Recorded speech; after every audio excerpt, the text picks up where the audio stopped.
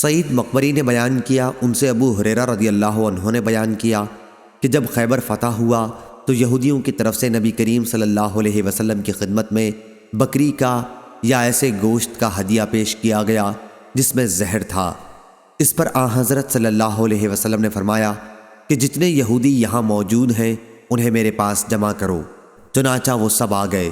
اس کے بعد آن حضرت صلی اللہ علیہ وسلم نے فرمایا کہ دیکھو، میں تم سے ایک بات پوچھوں گا، کیا تم لوگ صحیح جواب دو گے؟ سب نے کہا جی ہاں۔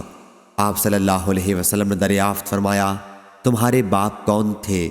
انہوں نے کہا کہ فلاں۔ آن حضرت صلی اللہ علیہ وسلم نے فرمایا کہ تم جھوٹ بولتے ہو، تمہارے باپ تو فلاں تھے۔ سب نے کہا کہ آپ سچ فرماتے ہیں۔ پھر آن حضرت صلی اللہ علیہ وسلم نے فرمایا اگر میں تم سے ایک اور بات پوچھوں تو تم صحیح واقعہ بیان کر دو گے؟ سب نے کہا جی ہاں اے ابو القاسم، اور اگر ہم جھوٹ بھی بولیں تو آپ ہمارے جھوٹ کو اسی طرح پکڑ لیں گے جس طرح آپ نے ابھی ہمارے باپ کے بارے میں ہمارے جھوٹ کو پکڑ لیا۔ حضور اکرم صلی اللہ علیہ وسلم نے اس کے بعد دریافت فرمایا کہ دوزخ میں جانے والے کون لوگ ہوں گے؟ انہوں نے کہا کہ کچھ دنوں کے لیے تو ہم اس میں داخل ہو جائیں گے، لیکن پھر آپ لوگ ہماری جگہ داخل کر دیے جائیں گے۔